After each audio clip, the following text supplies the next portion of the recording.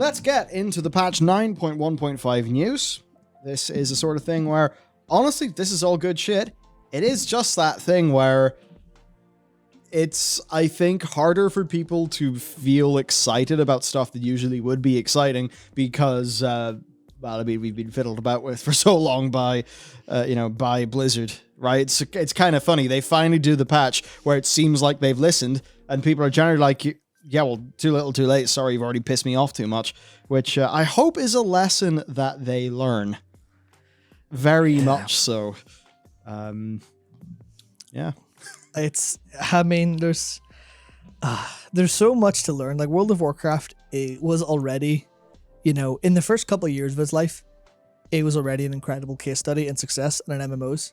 And it keeps being this, like, if you were to teach about one video game, if you were, teaching about like if you were speaking to like producers or directors or people involved in the video game industry, like how to run a game, I feel like you could teach them about World of Warcraft and you wouldn't have to teach about anything else because it's covered everything. And the current arc is they have now destroyed any faith that the players have in the people and are scrambling desperately to get it back. So it's like that's the current arc they're on, but it's happened over such a timescale where, if, like the first time it happened, Legion came and everyone was immediately like, we'll forgive your transgressions. We had no Shatrath raid. We had no, what's the island called? Farallon? Farallon. There's no Farallon, but you've delivered us Legion, so we're okay with that. But this time, they've taken it a step too far in the, sort of mistreatment of players. You could probably characterize it as fairly. I think that's fair. Yeah. And now, I mean, come on, like it's not working. Yeah, no, I think that's fair, and a number of, like a few WoW devs have certainly done their team no favors. Yeah. In in the sort of thing where it's like they're totally, obviously valid to have their own opinion on their own social media account, but then strategically, come on, you all know what people associate with you with. If you only want to, do game dev chat with your game dev friends, just lock your account and do that. But certainly, yeah. There's a few tweets, I think, in mind, something to do with people being sociopaths for, a certain form of criticism. You're like, oh my God, what is in the friggin' water supply over there? Yeah, it's like that stuff I think has happened so much that the public discourse has, what has happened, which has certainly been interesting. I think some of it's like a tad excessive, but at the same point, it is that thing where they've messed us around for so long, very much flagrantly against the feedback they've got in their PTRs and in their beta tests. It's a sort of thing where it's like, if all of these things just shipped the way they did, like the shitty way they did,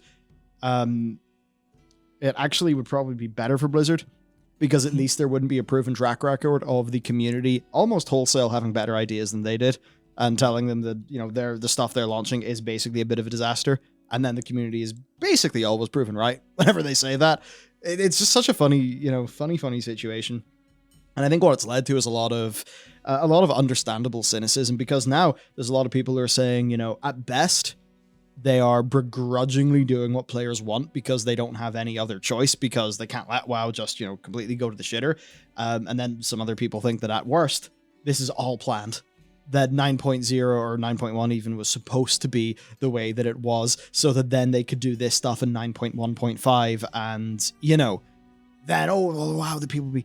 I don't really think it's that, because that's a really stupid way to make a game. Now, if it is the sort of thing where there's a bunch of these systems where they are actually happy with their launch balancing and they think the 9.1.5 is just a mid-season catch-up, then it's like, holy shit, you guys have literally no idea what you're doing. I kind of doubt it's that, actually. I do think it is a case of they were a bit caught off guard, I suppose, with patch 9.1. Yeah, it's really hard to know what like motive they have for like doing everything they do. So I always like to try to internalize it as they're doing their best, but then you have to think, well, why is their best 9.1? Yeah. And then you have to think, well, because you could run through all of the logistical reasons.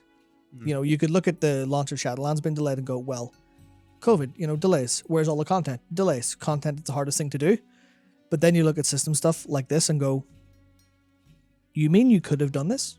That's the bit that gets me 100%. Like with conduit energy, like one of the things they hotfix that so that it regenerates like 10 a day or something. They could have literally done that at any time. And then you've got the balance of lots of specific systems and a bunch of rules where, like, you can't tell me that the Corthian armaments only being, you know, a totally random token for any slot like it shipped in 9.1. You can't tell me that that was, you know, a logistical problem. You know, that making all of the different tokens was too much work. Because frankly, if that's too much work, then, you know, you're screwed and you just can't make the game good, and that's that.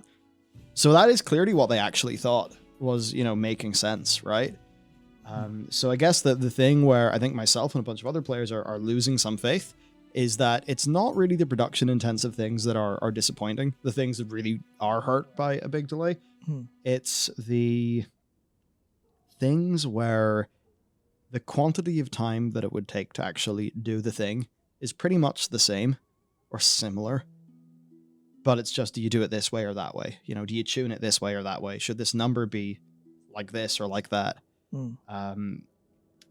Where, yeah, it's like you made the wrong choice, and, you know, maybe we lose some faith in them because that choice was made. And I think that's, especially as you approach a lot of the 9.1 launch systems, that's the situation, like the Corthian armaments. Why were they not like the benthic gear? Why? Like, can I please have an explanation? Why did you choose to make it just be one? What was the thinking? Because it's very hard for somebody to say that there's a, you know, a pro player, like, design reason for it being one single token. Now, in this patch 9.1.5, they're going to split it out into per slot tokens. We'll get into that later. But it's like, why was it not like that at launch? Like, I do want an explanation. I know this is almost like, you know, I'm the friggin' teacher putting a bad note in their homework diary and making them, you know, write "I'm sorry" on the whiteboard. But that is basically the sort of place that I'm at, because some of those launch decisions for 9.1 are just so baffling.